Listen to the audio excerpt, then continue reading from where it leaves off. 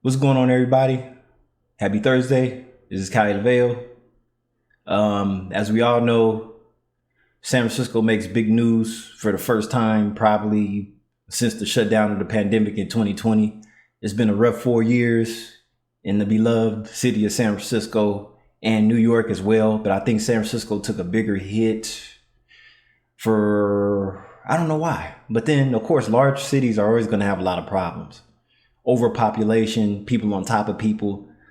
Places like San Francisco and New York have tall buildings, right? Too many tall buildings, which a lot of them are empty now. So we could do things like put a Nintendo store in each one. This would be the second Nintendo store in the country behind New York. I don't know when they put that one there. I didn't even know they had a Nintendo store in New York. But Mayor London Breed is happy about this. As we all know, she's not the best mayor right now, but hey, she loves to introduce exciting news when it comes, though. As we all know, Union Square, which is the financial district of San Francisco, has most of the, large shopping chains that are going out of business. We'll discuss that later in this video, but yeah. Now, see, this might save that area because San Francisco right now is Gotham City, especially downtown and the popular areas where people like to hang out at, the landmarks. Because the last few times, I went to San Francisco because I live in the East Bay. So when I hop over to that side across the bridge, it's just been kind of dry. I just avoid San Francisco in general. I don't go over there unless I have some job assignments to do over there myself. So other than that, I stay out. But let's get ready, gamers, because Mario is on the move. Nintendo, which only has one US retail location, which is currently in New York, like I said, is set to open another store in San Francisco and sometime in 2025, the company announced Friday. Now, there's not much information on it, but they released enough information as, they have a lot of renovation, and I'm pretty sure they're going to put two buildings together that's not being used to form the store. And as we all know, on Market Street, they just opened a new IKEA not that long ago. So, San Francisco's not completely dead because they're still adding things as the economy sucks and nobody has any money.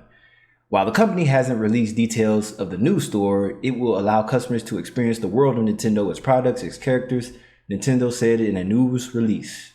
San Francisco Mayor London Breed responded to Nintendo's announcement on social media Friday. Of course she would, because not many people are happy with London Breed. I mean, how are these people getting these political jobs when they had nothing to do with politics before, or just not a lot of skin in the game to begin with? Of course, she's unfit for the city of San Francisco, but what can we regular people do about it? Absolutely nothing. But this is great news for Union Square and fans from everywhere. We're excited for San Francisco's future and look forward to welcoming this iconic brand to our city, London Breed said. The news comes as Union Square, San Francisco's destination shopping district and the traditional home of dozens of popular retailers, which has lost a number of businesses over the past few years and has struggled to reach pre-pandemic levels ever since. Ouch. And not only business brands, but just people that work these large tech companies, they went away too.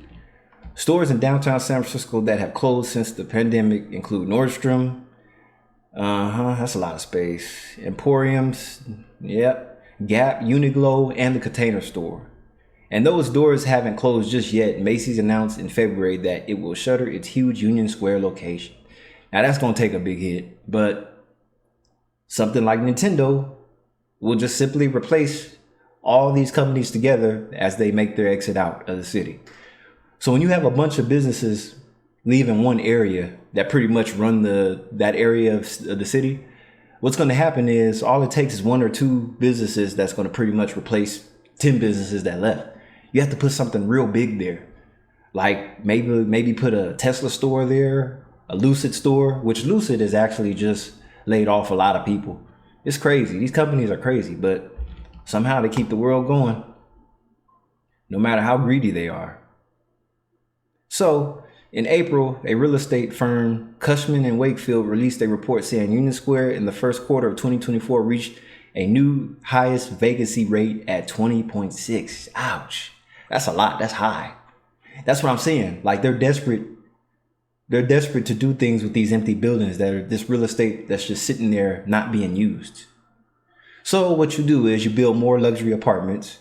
Well, you convert them into luxury apartments from former office, business use.